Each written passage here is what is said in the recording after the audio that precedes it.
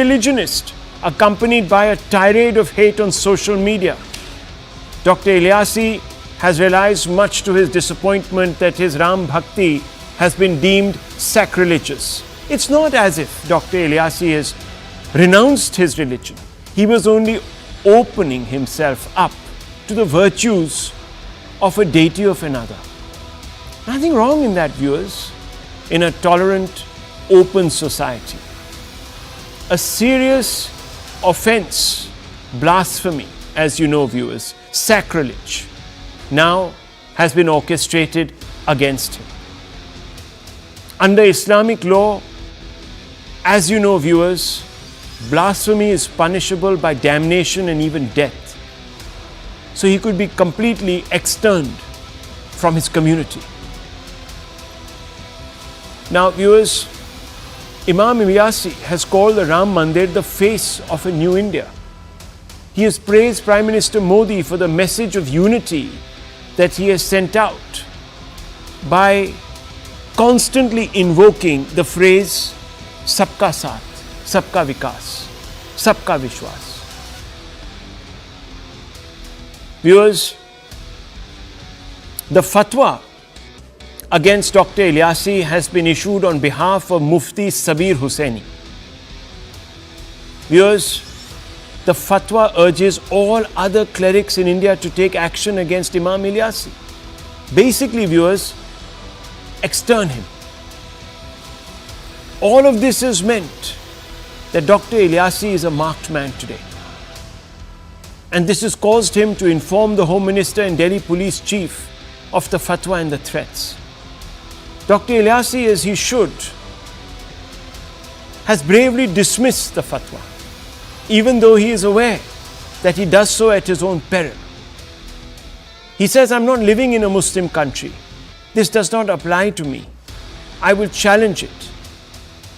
He said that he had reached Ayodhya carrying the message of love with him. Little did he know that after returning from there, a fatwa would be issued against him by the people of his own community. Those who have issued this fatwa, he said, are not only against him, but also anti-national.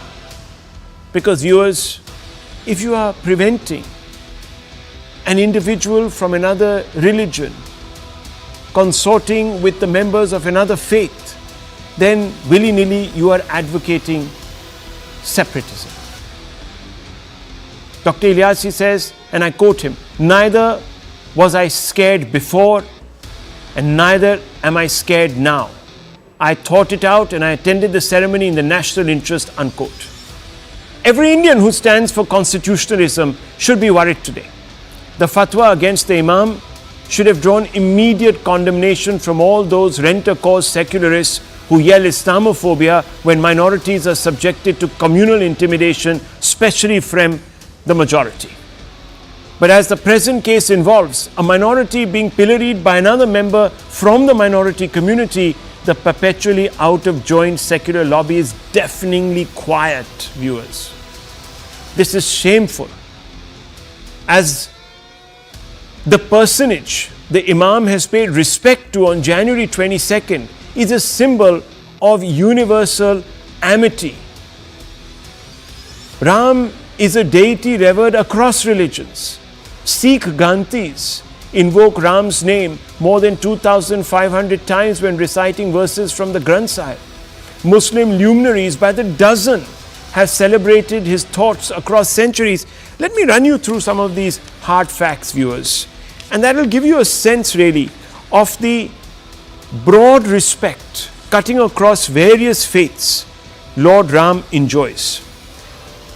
As I told you, Ram, Raja Ram, Raghunath and other such words occur approximately more than 2,500 times in the Guru Granth Sahib. Allama Iqbal has written a poem titled Ram, in which he pays great homage to the deity. Unfortunately, Allama Iqbal himself did not take on board Ram's universalism, rejecting it, adopting a binary, viewers, that led to the creation of Pakistan. Maulana Zafar Ali Khan, who is famous for writing poems on Islamic themes, also appears to have composed a portion of the Dastan Ram. Viewers, the longest running Ram Leela is conducting in Muslim majority Indonesia. Yes, Dr. Imam Ilyasi, who should be lauded for not bowing to the fundamentalists, has been left to fight it out all by himself.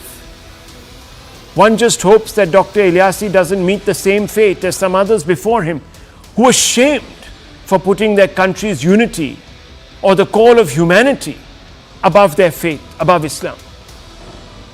I'll read you through, viewers, another list of people who faced abuse and threats, just like Dr. Ilyasi. MIM national spokesperson Waris Pathan was forced to apologize for chanting Ganpati Bapa Moria at a pandal in Mumbai a few years ago. Actor Sara Ali Khan was abused and attacked on social media because she performed puja at the Omkareshwara temple, Jyotirlinga. Actor turned politician and TMC MP Nusrat Jahan was under the fire online for embracing Hindu custom of applying sindoor. The list of Muslims shamed for embracing Hindu culture, joining Hindu socio-cultural organizations, celebrating Hindu notables, or even voting for the BJP is long, viewers. In fact, there is even a highly derogatory term for such Muslims given by Muslims themselves. We must ask ourselves, why most Indians, including moderate Muslims, stay silent in the face of the mainstreaming of supremacism that fuels separatism, or at least attempts to fuel it. This especially as India and Indians have already paid a price for their silence in the decades leading up to independence. That cost us, viewers, dearly. It cleaved us in half. We must not forget that those who don't learn from history are condemned or doomed to repeat it. Viewers, let's open up this debate. Let's ask some fundamental questions. Why haven't secular parties slammed the Mufti for issuing this fatwa? Where is the secular lobby? What is behind the silence? Let's go. Let's ask a basic question or two, viewers, of some of those. And I want to begin with some friends who are joining us this evening. Of course, Dr. Ranganathan needs no introduction. He has long held many such views that would take apart people who are promoting a silent separatism. Neither does, of course, our other friend, who is also part of the Congress, Mr. Kamru Chaudhary, needs no introduction. He has always taken a balanced view, though I'm quite puzzled at his silence, why he hasn't tweeted in support of Dr. Ilyasi. Mr. Chaudhary, could you explain why you think Dr. Ilyasi doesn't deserve your unstinting support tonight? I know that he attended what the Congress deems was a BJP event, but still, I'm sure that doesn't earn him a religious injunction in a secular India. Well, Rahul, thank you for giving me the opportunity to start this panel discussion. You know, basically, let me, before coming whether Imam Ilyasi has done the right thing or not, whether the fatwa issued against him was right or wrong. Though I am against any such type of strictures or fatwa or farman that will be issued against anybody. We are a secular democracy governed by the Indian Constitution. But here we must understand the role of an imam in Islamic society. An imam is a person who leads the prayers 5 times a day. Religious sermons are to be delivered by him. His role is to lead the community in only holy duties. The moment this imam steps aside and indulges in anything other than his religious duties, he ceases to be an imam. Leave aside Mr. Ilyasi is on the panel also.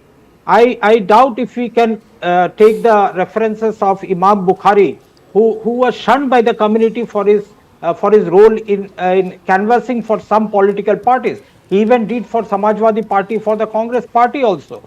or for that matter, Tipu Sultan's Masjid of Calcutta, Imam Barkati, he was kicked out from his role as an imam because he indulged very often in the role of a politician or the role that was not defined for him. Here, Mr. Ilyasi went on his own to the Ram Mandir inauguration. That was his own prerogative that he went.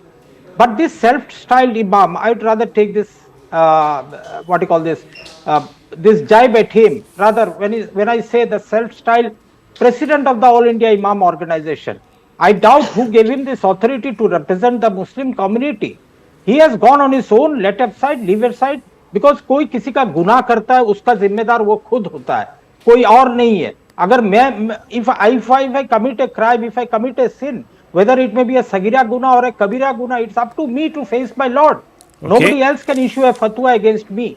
That's what Islam is all about. Okay. And I doubt if Imam Ilyasi has done the right thing or the wrong thing in an Indian context, because we have got numerous examples like Maulana Abul Kalam Azad, who espoused the secular line all throughout. He did not go with Pakistan also because of the simple reason that Hindus and Muslims in India must live together in communal harmony. If he has gone out of his way to please the Hindu community or please the ruling powers of today, it's absolutely his own. But I doubt if he has got the support of the Imam organization or the Imams of India that he is going to such a program. Mr. Chaudhary, you've made a few remarks. Let me first get in Umer Ilyasi, Dr. Ilyasi himself, to respond to you.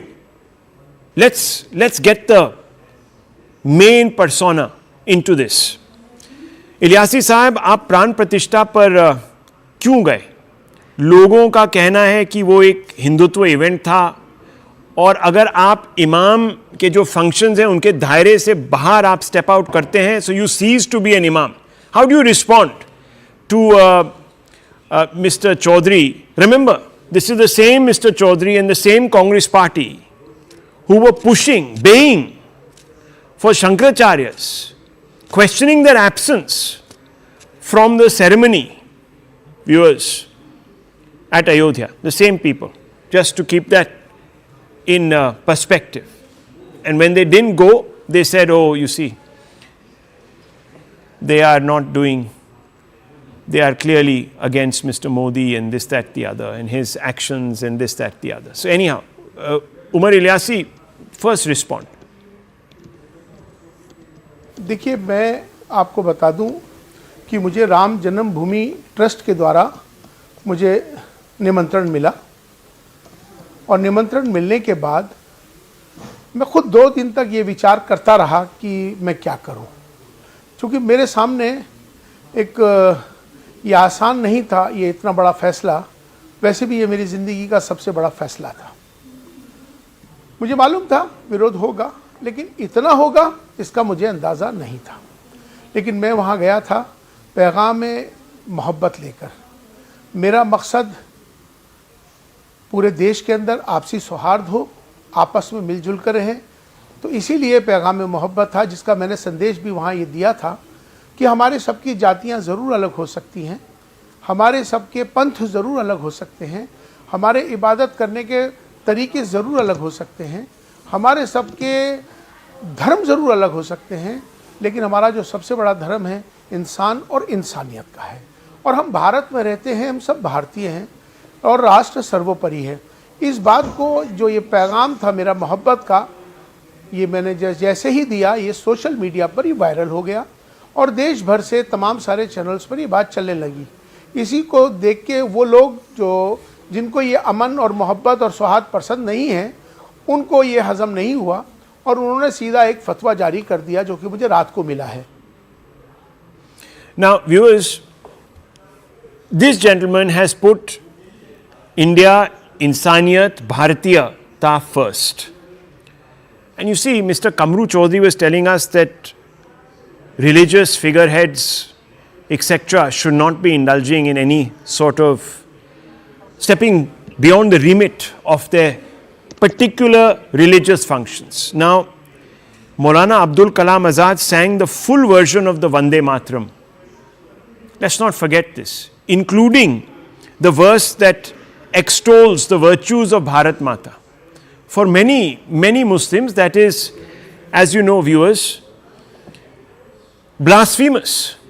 So should Maulana Abdul Kalam Azad not be called Maulana anymore? Does he forfeit the right to be called Maulana? Think about that, viewers. Sonia Gandhi, as a member of parliament, was wanting to attend the canonization ceremony of Mother Teresa. She even wrote to the Pope.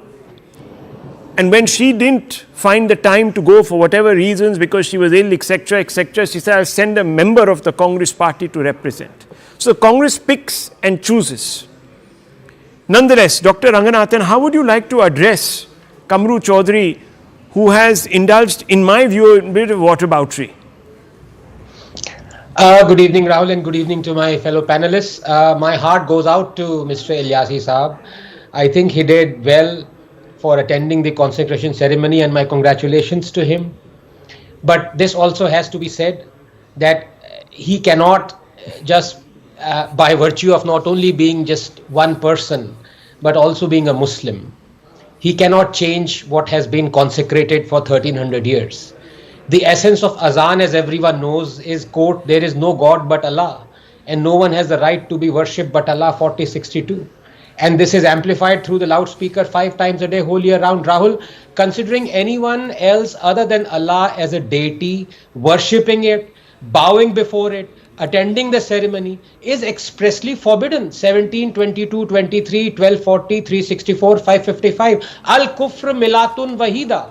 Disbelievers are one nation. Do not forget that disbelievers are allies of one another, 873. Do not make disbelievers guardians, 551. Let not believers take disbelievers as allies except when taking precaution against them, Prudence, 328. Do not take disbelievers as friends unless they convert and kill them if they refuse, 489. Look, a practicing Muslim who believes in the Sharia and every single word that there is in the Holy Quran is a good Muslim. While a Muslim who drinks, fornicates, indulges in idle talk or music, supports Muslim women who reject the burqa, draws a portrait of whosoever he wishes to, marries a non-Muslim, is homosexual, gives equal share of inheritance to females, and is fine with all his fellow Muslims being all of the above, is a bad Muslim. A good Muslim believes resolutely in the Holy Quran and he quotes the verses precisely as how they are meant to be. And Allah has defined just who is a good Muslim. 33, 36, 3, 132, 8, 2, 49, 15. You can't get away from that. Allah's every word is inviolable. 33, 62, 6, 115, 18, 27, 634. And every single time, Rahul, people like Kamruji, the apologies cringe at violence or retribution being proclaimed or ordered. They bring out the excuse of context or interpretation in order to hide the true meaning. In fact, it is the Muslims who are Islamophobic. That is, they fear Islam. They fear to bring out the orders of the commandments of their holy book in its entirety on Jews, Christians, polytheists, homosexuality, apostasy, heresy, branding as radicals the Muslims who are faithfully following the fundamentals. In other words, they snare the fundamentalists but spare the fundamentals. And every serious Islamic scholar has admitted to this, Rahul, and every single time the apologists cringe at violence or retribution being ordered, they bring out the excuse of context or interpretation just to hide the true meaning. This despite them knowing very well that most such decrees are open-ended and for all time, because just who is a believer or a non-believer has been explicitly defined in the holy book. The disbelievers of that time, polytheists, Christians, Jews, homosexuals, apostates, were seen to possess certain characteristics. And it is these characteristics that are condemned and ordered to be punished in the holy book. The orders are not for the non-believers of that time. They are for anyone who possesses these characteristics for all time. It is silly and specious to claim that all orders that apply to non-believers are meant for non-believers of that time, but all orders that apply to believers are meant not only for the believers of that time, but also of today's time. And finally, as for Maulana Azad, let me now quote him. Quote, be extremely hard against kafirs, but extremely kind amongst ourselves, unquote. All relationships in the world can break down. Father can turn against son, brother against brother, mother can shun her child, but the relationship of a Muslim with a Muslim can never be severed, unquote. Yeah, but Dr. Ranganathan, of course, all of this applies and could apply in the realm of personal law, etc., but doesn't apply across the country that is secular in its outlook. So yes, you can have these injunctions being passed, etc., but we're not exactly, as of now, Islamic State. So Umer Ilyasi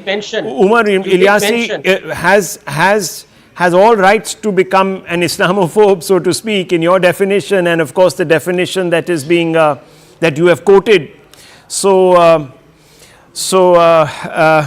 diligently from the various edicts. So Umar Ilyasi साहब, मैं आपसे पूछ लेता हूँ, आप तो Islamophobic हो गए हैं, तो why are you objecting कि आप पे ये किसी ने एक फतवा लगा दिया है? हाँ, आप कहते हैं कि भारत इस्लामिक देश तो है नहीं, it's not an Islamic state, और ये आप सही कहते हैं, मगर आपने तो गलत काम किया है उमर इलियासी साहब. How would you respond to Chaudhary साहब? देखिए, उनका जो फतवा लगाने वाले हैं, इनका नाम जो है मुफ्ती साहब हैं, ये मुफ्ती साबिर हुसैनी कासमी, और इनका अपना एक इंस्टीट्यूट चलता है फतवों की क्लासेस का.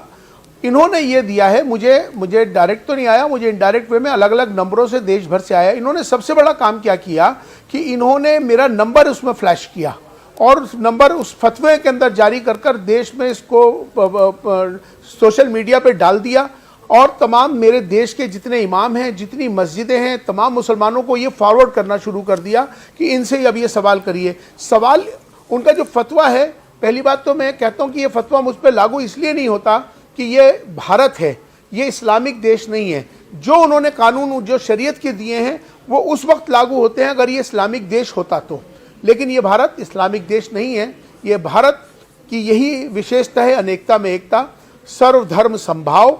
मैं उनको ये पैगाम देना चाहता हूँ आपके चैनल से. उनके 3-4 सवाल हैं जिस पर मुझे फतवा जारी करा गया है. उनका पहला सवाल जो है, उन्होंने कहा कि आपने धर्म से ऊपर इंसानियत को कर दिया. आपने कहा है कि इंसानियत हमारा धर्म है और इंसानियत सबसे है, तो आपने इस्लाम को नीचे कर दिया. दूसरा उनका सवाल मुझसे ये है कि आपने कहा है कि धर्म से ऊपर, जातियों से ऊपर उठकर हमारे लिए राष्ट्र सर्वोपरि है. आपने राष्ट्र को ऊपर कर दिया, धर्म को नीचे कर दिया. आपने वहाँ प्राण प्रतिष्ठा, चूंकि ये गैरों का है, ये वहाँ मुसलमानों का नहीं है, और आप एक इमाम और चीफ इमाम हैं, आपका दायित्व है, आप प्राण प्रतिष्ठा में कैसे चले गए? तो इन 3 बुनियाद को लेकर उन्होंने मुझे इस्लाम से खारिजी कर दिया, जबकि उनको ये नहीं पता कि ये उनको ये समझ में नहीं आया कि तुमको ये बात मुझसे पहले जानकारी लेनी चाहिए थी. फतवा निकालने से पहले उसको सोशल मीडिया पे डाल दिया. मेरे खिलाफ तमाम पूरे फ़ोनों पर मेरे खिलाफ धमकियां आने शुरू हो गई, मेरे खिलाफ बदतमीजियां शुरू हो गई, मेरे खिलाफ एक नफरत का माहौल बनाया जा रहा है. लेकिन मैं कहना चाहता हूं कि ये आज का भारत बदलता भारत है, आज का भारत नवीन भारत है, आज का भारत उत्तम भारत है, आज का भारत श्रेष्ठ भारत है. इस श्रेष्ठ भारत के अंदर ये बदलते भारत की तस्वीर है कि इमाम साहब प्राण प्रतिष्ठा में जाते हैं.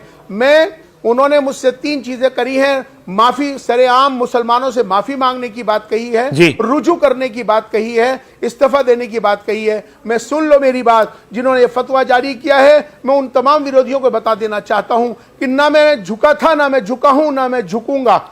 मैंने ना माफी मांगूंगा, ना मुझे कोई इस्तीफा देना है, ना मैंने कोई गलत किया है. मैंने अपने देश हित में किया है, अपने देश के लिए किया है, देश प्रेम में किया है, राष्ट्र हित में किया है, और एक सेक्युलर देश में किया है.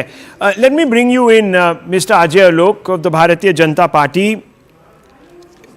Mister Alok, India is not an Islamic country, so how do you react to the Congress member here who roundaboutly justified the sentiment behind the fatwa and the silence on top of which all of this entire so-called secular lobby? No, Rahul, just now when you exposed Sonia Gandhi, that how keen she was to go for the ceremony there, on that issue Mr. Kamru Chaudhary will keep quiet. But when it will come to the question of implementing laws of Sharia here, he will have his own reasons, and he will say that no, this is not wrong and this should not have been done. He is an imam, after all there is certain norm and set certain rules for imam. Well, the big question in this country right now is that the fatwa is being issued by radical elements. those radical elements who wants to impose Sharia in this country, who wants to have that Sharia. And they get this courage because of the support of people like Kamru. Idolatry, I also know that it's condemned in Islam, but Islam does not hold grudges towards any religion. That's not Islam. If Mr. Kamru is trying to say that Islam holds a grudge towards another religion, then absolutely a different story. That means he's perpetuating on the lines of radical elements, that he also wants Sharia to be introduced in this country. So this is absolutely serious, and I believe there should be a wide discussion on this, that how can a fatwa can be issued on somebody visiting the Ram temple. This shows that what kind of a mindset these people are having, and this kind of a mindset has been propelled and fueled and pumped by Congress party all throughout. What we see for the last 70 years in this country, and this is absolutely shameful. We condemn it. Mr. Sharif, let me ask you, do you condemn this fatwa outright against Dr. Ilyasi? Yes or no?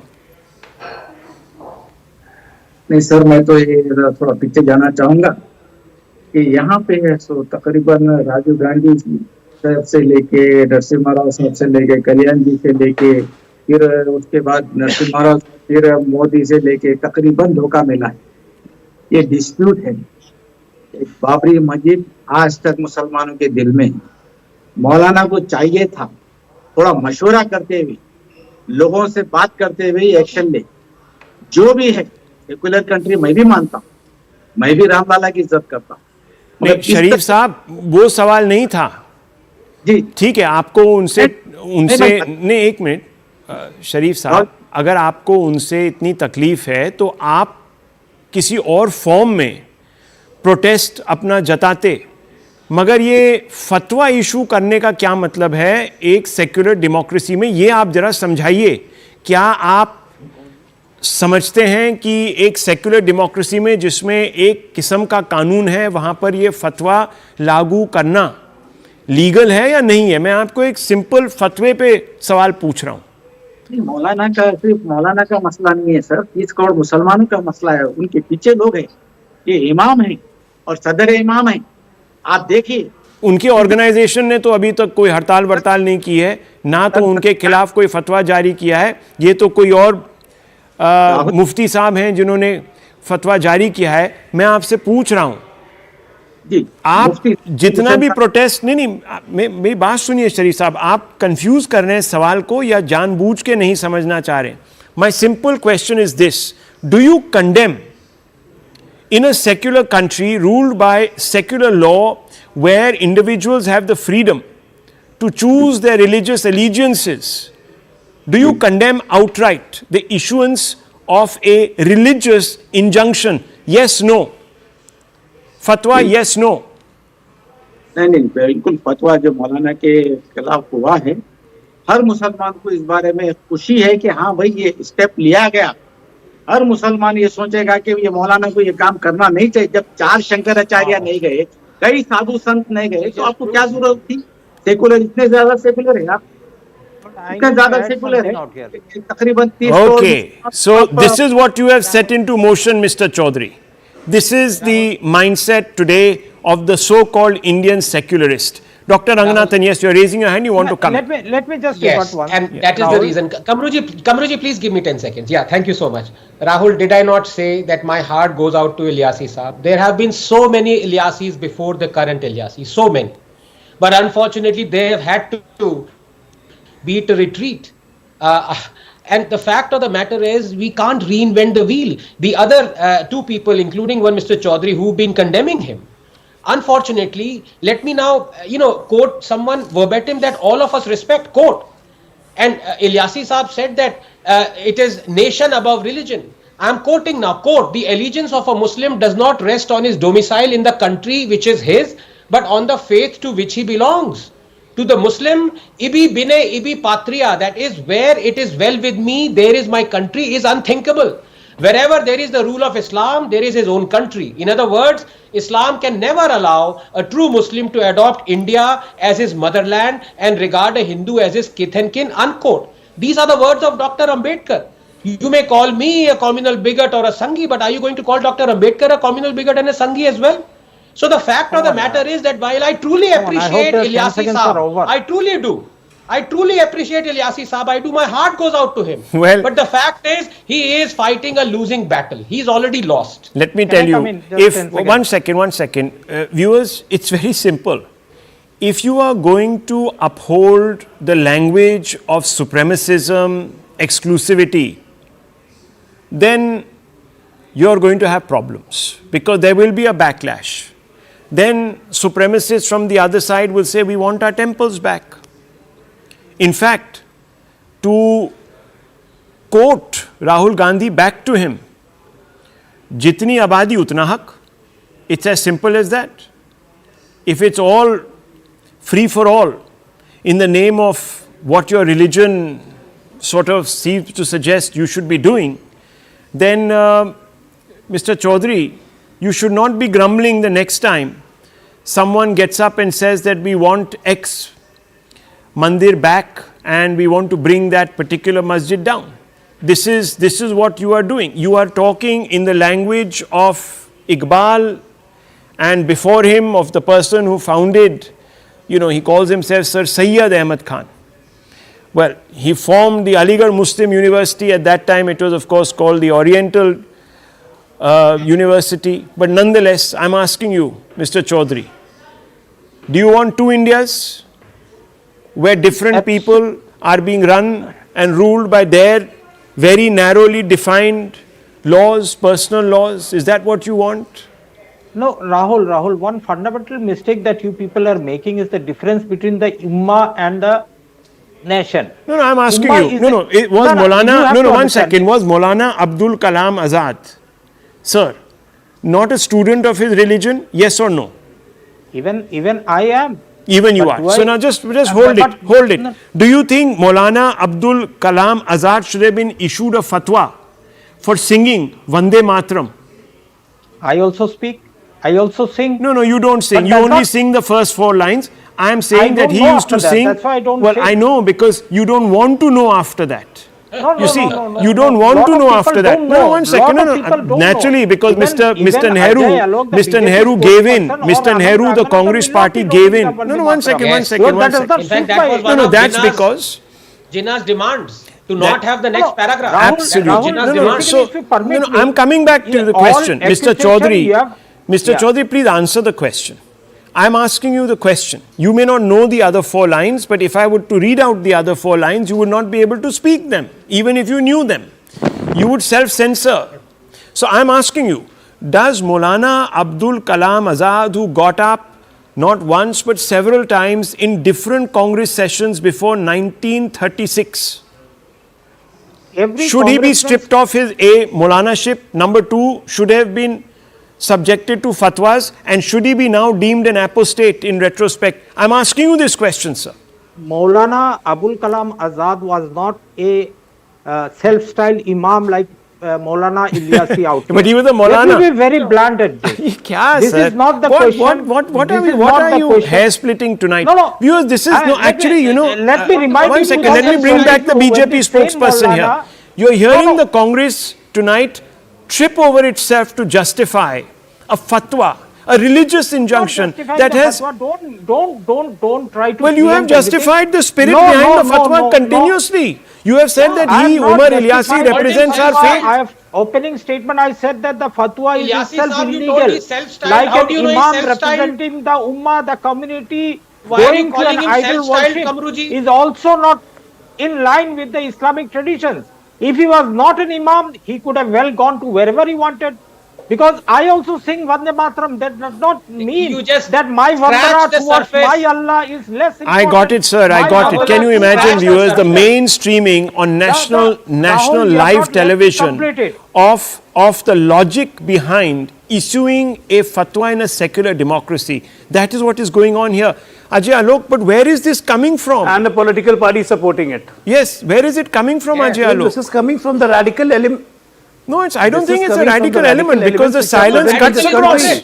The silence, this is not a radical sitting here. I don't believe Mr. Kamru Chaudhary is a radical. These radical elements are being supported by parties like Congress. Well, These radical I don't elements know have been about that, supported by but parties like Congress, Now- Samajwadi Party, now, RJD. This is the political culture. I am stunned. 30 where seconds they don't speak yeah, against Mr. Chaudhary, all I the want bad you to come out bad and say I elements and the bad characters and bad contours I of the- condemn those who are issuing fatwas. Fatwas should be banned in our country. Can you say fatwas should be banned in our country? 101%. They are in the habit of Can there releasing be fatwa any in doubt their name? about any fatwas Vote for or Congress, any they want the hate fatwa. speeches that are coming out from any corner. These are all So they illegal should be fatwas. banned. No, they do not hold any. Okay, any then why line didn't of the thought. Congress Can you party finish with allow this? Salman Rushdie's great book, The Satanic It may be Verses? great for you. No, It I'm may just be saying, great for you. it was not But great it for has me. hurt my religious Sir, sentiment. not It great has for hurt me. my It has been religious universally sentiment. acclaimed The same as way one of the Nupu greatest. Sharma's No, words have hang hurt on, hang my on. sentiments. Many, These are all many. hate sentiments, Excuse me, hate Mr. speeches. Chaudhary. Why are you getting tickled? I'm only saying, I'm not Mr. getting it Chaudhary. because you Of are course not you are. letting me I'm finish telling my you, point of view. for a huge number of people, I'm telling you, for a huge number of people, Salman Rushdie's book was a fabulous exposition. That is what many people believe today. Large number of writers have come out and said so. So I'm asking you, Mr. Chaudhary, why did the Congress surrender to a fatwa if we are living in a secular democracy and ban his book? If another Salman Rushdie comes up, if another Salman Rushdie tries to write a book like the Satanic Verses that hurts my sentiment, or if another person comes and writes a book hurting the Hindu sentiments, it will be Kamru Chaudhary who will be standing up against both of them. Viewers, I just want to step in here and I just want to tell you tonight that you've heard this debate, you've seen the overarching sentiment being expressed here in the course of this debate. There has been a post facto rationalization of the sentiment behind the fatwa. I'm not saying the fatwa, the sentiment behind the fatwa in a secular democracy like ours. Anyhow, viewers, I need to contend with another very important issue, an issue that needs to be examined and decoded. We are going to be now joined by J. Sai Deepak, advocate in the Supreme Court. And the context is very simple. Today, the Hindu side has approached the Supreme Court. Why has it approached the Supreme Court, viewers? It has approached the Supreme Court because it wants now a scientific ASI survey to be conducted on the Wazu Khana, and in specific, a shivling-like body that has been discovered there. Now, viewers, this has elicited a massive backlash with many people, many tolerant, secular-minded Indians who have kept quiet, of course, on the Dr. Ilyasi matter, but they have come forth on this and said that this is ultra virus of the Indian constitution, of the Indian legal system. It is ultra virus of the Placer Worship Act 1991. And they go on to say that any move to reclaim Gyanvapi, which they have associated with this demand for a survey, is also illegal therefore. So I want to speak to J. Sai Deepak, who's done some work on this particular issue. J. Sai Deepak, thank you very much for joining me this evening, for joining our fraternity of viewers this evening. I just want to very quickly, viewers, just run you through the demand here of what has been suggested. Basically, viewers, this move has come on the back of an ASI report that has been recently released as late as Friday last, to suggest that there are a large number of Hindu structures underneath the Gyanvapi mosque, and therefore the Wazu Khana containing the shivling-like structure must also now be examined. J. Sai Deepak, unfortunately, we've had a backlash. Many people are saying, no, you can't do all of this. You can't go around shoveling under mosques, etc., to determine character, this, that, the other, because there is something called the 1991 Placer Worship Act. Could you explain to our viewers, because you believe that it isn't actually something that should even be considered an obstacle, why? So, first of all, I'd like to congratulate Sri Vishnu Shankar Jain for the stellar work that he has done, for his perseverance in pursuing this hard battle, this onerous task, and for actually swallowing this poison of hatred that's coming his way. Rest assured, I'd like to place on record my absolute appreciation and support and encouragement for his initiatives, and I hope him and others don't stop, or he and others don't stop with Kashi. There are other places to be reclaimed. Now, coming to the question, I don't think there is a legal bar let me rephrase it, there is no legal bar. Okay. If you were to go through the provisions of the Places of Worship Act, the POW Act, which I call also the Prisoners of War Act, okay, there are only 7 provisions, out of which the 7th provision is a repealed one. So effectively, there are only 6 provisions. The provision in question that enables whatever Vishnu is doing and the maintainability of the action insofar as Kashi is concerned is section 4. Okay. So there are only 2 sections which are strictly relevant to the issue of so-called bar on reclamation, section 3 and section 4. Section 3 speaks of bar on conversion of the place of worship or its religious character. But section 4 says that while you can certainly preserve the religious character of a place of worship as it existed on 15th of August 1947, the exception to this is section 4.3, which clearly says section 4.3 actually has 3 different components, one of which is that if you're able to establish that the site in question is an ancient monument or an archaeological site and remains, then the bar under section 4 shall not apply, which means that the requirement of status quo of the religious character of the temple under section 4.1 or 4.2 will not apply if you're able to establish under 4.3 that it is either an ancient monument or an archaeological site and remains. Now the good part is these terms have been used in relation to the 1958 Act, which deals with ancient monuments and archaeological sites. Okay. Now there are 2 sections in it, sections 2A and 2D, both of which define, or each of which define, what is an ancient monument and what is an archaeological site. The simple test is, if something is older than 100 years or old, or older, so to speak, then it immediately becomes an ancient monument or an archaeological site within the meaning of 4.3. Automatically, 4.1 and 4.2 do not apply. Okay? So, simply put, what is it that we are talking about? If I am able to undertake a carbon dating of a particular structure which I wish to reclaim, and I say that this is more than 100 years old, this is what the science establishes, and there is enough material to show that its original character is not the present character of the place, then I can file proceedings for its reclamation, I can lay claim to it. The Places of Worship Act and no provision of the Act will come in the way of that recovery proceeding.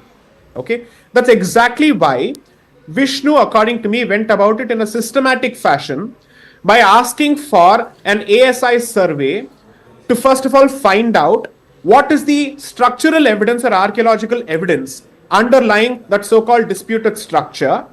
And the second thing is, let us date that particular underlying structure to find out whether it is more than 100 years old. Okay. The good part is, even if you don't date it, there is enough primary source to basically establish that the structure beneath has been recognized in gazetteer records and colonial records to be at least 100 years old, if not more. Okay. Therefore, for all practical purposes, 2 things are established. One, there is no legal bar to the maintainability of the civil suit that he has filed for recovery of the Kashi Vishwanath Mandir. Point number 1. The Places of Worship Act does not come in the way of that. Okay. 2, the ASI survey report has proven to be the smoking gun, which is exactly why people are busy rubbishing and dismissing it without any basis. Again, the same factory, this cottage factory, which swung into action in the 1990s, and in 1989 onwards, when the Allahabad High Court had started directing excavation of the site which was previously known as the disputed structure in Ayodhya, okay, that same cottage factory has swung into action. Point number 3, I know of enough geniuses who constantly say that the Places of Worship Act is immune from challenge because the Ayodhya verdict, the Constitution bench, has effectively said that this particular legislation upholds the shining star in the constellation of constitutional values, namely secularism, and therefore you cannot even challenge it because a constitution bench has given its seal of approval. Yeah, I was going to ask you that question. Now, how do we, now at least, okay, fine, in letter, you say that if a structure is deemed to be more than 100 years old, the Places of Worship Act doesn't apply. But correct. the Supreme Court judgment seems to at least uphold in spirit, I'm not saying letter, in spirit, the Places of Worship Act 1991 with a view to ensuring communal harmony and the provisos of the Constitution that apply to the preservation of our secular ethos. How do we get around this? So before I answer that question, let me just, let's say, advertise myself a bit. I have written an article which was published barely a few days ago, I think on the 24th of January, explaining this position in the Open magazine, capturing my arguments in detail with respect to the Places of Worship Act, giving 3 different layers of arguments as to why none of those provisions come in the way of reclamation of sites such as Kashi and Mathura. And allow me to say this, my position, and I agree with Vishnu on this, and I think he agrees with me on this, is that we are not just looking at Kashi and Mathura, we are looking at 40,000 sites across the board. Because no one can make a concession on behalf of anybody else. It's like saying, Rahul Shiv Shankar has a dispute with his neighbor on ownership of property. Sai Deepak steps into the picture on behalf of Shiv Shankar and says, you know what, let's maintain peace and harmony. I will concede this land on behalf of Rahul Shiv Shankar. Who am I to do that? Right? It's a property dispute. It's an ownership of religious property. Therefore, no third party, even if he happens to be or they happen to be the representatives of Hindu or Hindutva according to them, can make any concession on behalf of those interested in reclamation of these sites, because it is for the devout, it's for the owners of the property to reclaim. Nobody can make the concession on anybody's behalf. So let the clarification come on record. Now let's answer your question.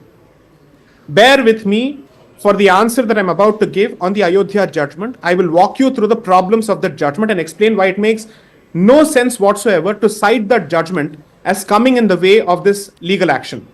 First, the first principle of law is, if an issue has never arisen for consideration in a judgment, then any, let's say, observations on that issue don't constitute legally binding findings. Okay? Which means the Places of Worship Act was irrelevant to the Ayodhya dispute. Why? Because Section 5 of the Places of Worship Act says nothing in this act applies to the Ram Janambhoomi proceeding. Okay? If no provision of the act and the act itself does not apply to the Ram Janambhoomi proceeding, then no provision of the act was ever up for challenge or question or scrutiny or adjudication before the Ayodhya bench. Okay? Therefore, all the 10 paragraphs on which, according to me, respectfully, ink was wasted in discussing Places of Worship Act and its so-called contribution to this grand Indian philosophy called secularism, or imported philosophy called secularism, according to me, have no role to play. It has no force of law. It is not legally binding. It has no precedential value. This is an irrefutable position of law. Okay. On this, I have written at least 4 articles in the immediate aftermath of the Ayodhya judgment. This is not an afterthought of an argument. I've been writing this for 4 years because I realized that while the judgment was being written, the effective argument being made in the judgment was, we will give you one temple while we will shut the door for recovery for other temples. Okay? Unfortunately, the law remains the same regardless of who authors it and who says it. Therefore, nothing in the judgment comes in the way of recovery of Kashi, Mathura, or 39,998 temples. Point number 1. Point number 2. The discussion on the Places of Worship Act in the Ayodhya judgment is a factual error. You know why? That discussion is triggered by the Constitution bench's mistaken understanding that the Allahabad High Court dealt with the Places of Worship Act in its judgment of 2010.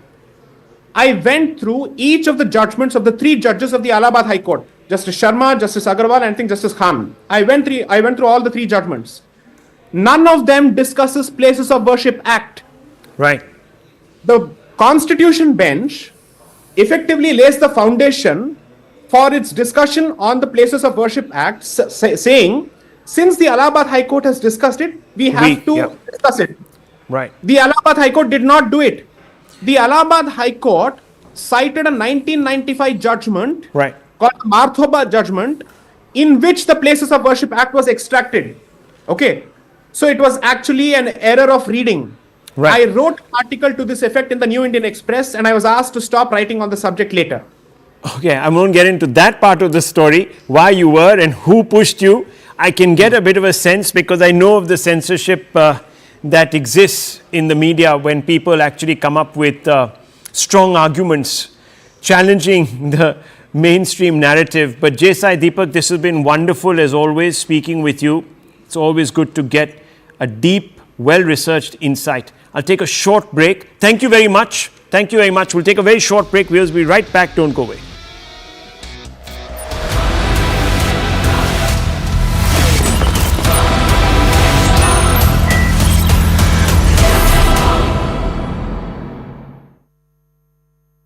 Co-powered by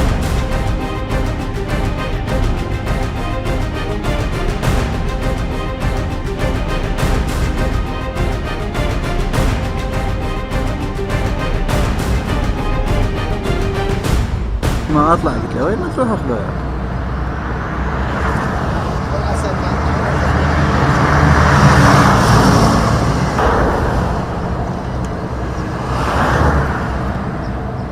جهوزية عالية للقوات الأمنية الآن قادرة على حماية أمن وسلامة وأهداف البلد.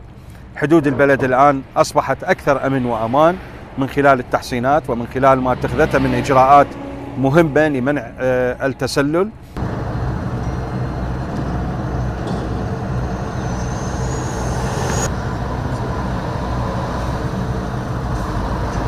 هذا كله انعكس على تسليم الملف الأمني اللي استطاعت الآن وزارة الداخلية قيادة وبنجاح 5 محافظات وتهيئت هذه السنة لاستلام محافظات أخرى، وهذا يؤكد جهوزية قوات وزارة الداخلية لإدارة الملف الأمني. أيضا قوات الجيش العراقي وما تمتلكه من إمكانيات وقدرات في مجال مقارعة الإرهاب وحفظ الأمن والأمان في أغلب المناطق المعقدة جغرافيا.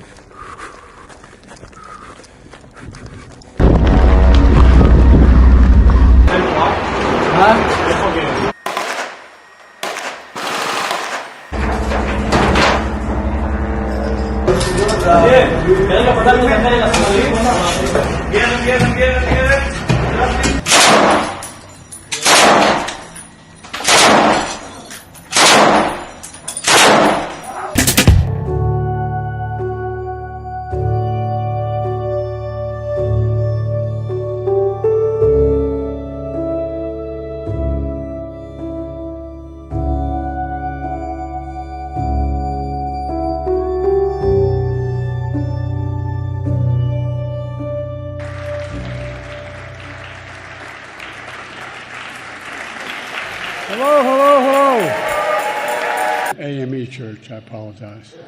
But Reverend Beeman, you brought it all back, Rev. I tell you what, the man can preach, can he?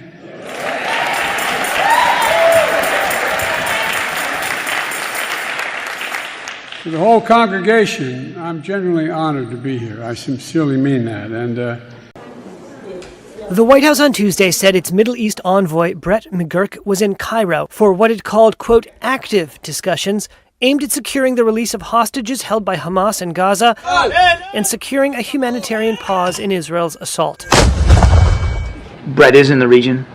He was in Cairo today, as a matter of fact, and he'll have other stops along the way. Here's White House National Security spokesperson John Kirby. The discussions are sober and serious. Again, I don't want to get ahead of where we are or give you, I can't give you odds on if and when we'll be able to get there, but the conversations are very sober and serious about trying to get another hostage deal in place. News of the talks comes a day after a report from Axios saying Israel sent a proposal to Hamas through mediators in Qatar and Egypt, offering a multi-phase pause of up to 2 months in exchange for the release of all remaining hostages.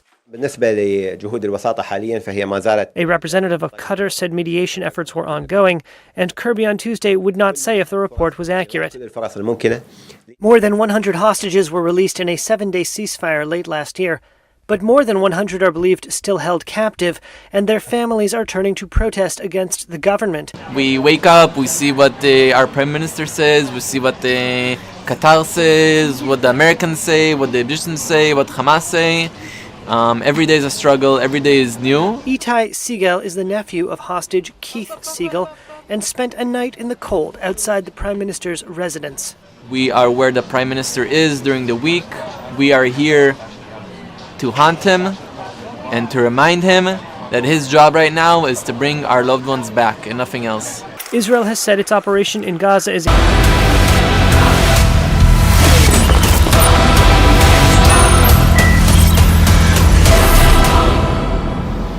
US Prime Minister Narendra Modi interacted with students, teachers and parents at the Bharat Mandapam in New Delhi today during the 7th edition of the Pariksha Pe Charcha. Remember, this is something that Mr. Modi kicked off to bring students, parents, teachers together to foster an environment where each child's unique individuality is encouraged and allowed to express itself fully. And like always, he had some pithy advice. He told, for example, teachers that they must treat all students equally. He also went on to say that parents and children should not have a trust deficit between them. He said we should avoid trust deficit between parents and children, and need healthy body for healthy mind is very, very important. It's important to have a healthy body to make sure your mind is healthy too. Set small goals, prepare gradually, he said. To students. At times, he said, children take pressure on themselves as they are not performing up to the mark. I suggest that you should set small goals during preparation and gradually improve your performance. This way, you will be completely ready before the exams. And viewers, he had, of course, advice for teachers saying that, look, don't take your work as a mere job. It is a means to empower lives of students, and therefore, it is an extremely important responsibility. He said competition and challenges act as inspirations in life. Let's not get completely bogged down by such. And therefore, the students must rise to the occasion. We leave it at that, viewers. It's always a pleasure to hear the Prime Minister, and of course, very enriching for students and parents alike and teachers. I leave it at this. Up next, Anand Narasimhan with The Right Stand. Don't go away.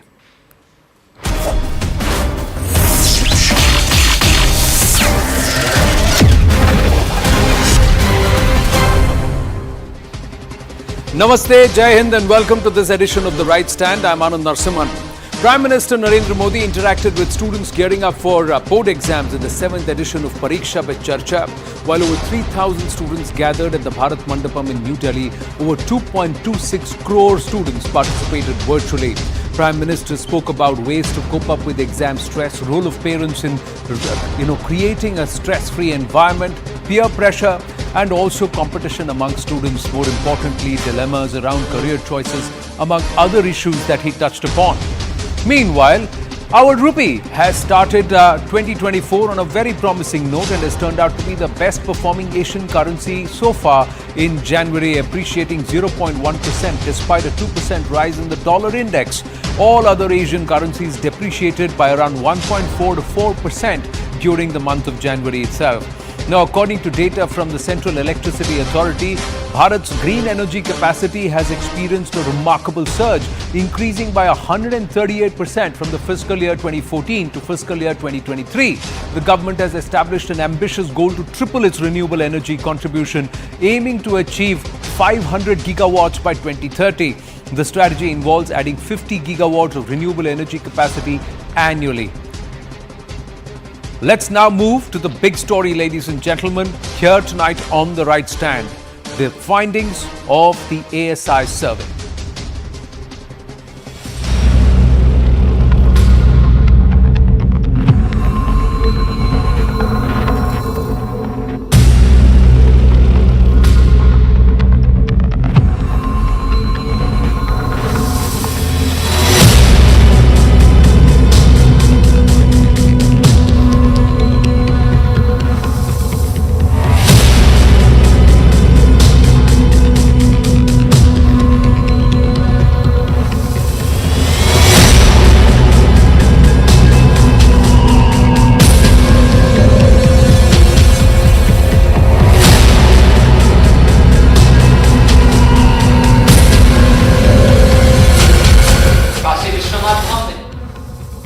Gyanvapi में ये साई की report सामने आ रही है, बहुत कुछ आपके सामने उदाहरण प्रस्तुत करता है।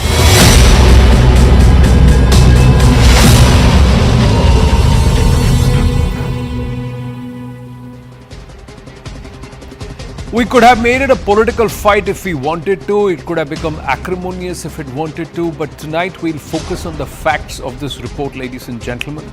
On the 25th of January, the Archaeological Survey of India report on the Gyanvapi issue was made public. The report has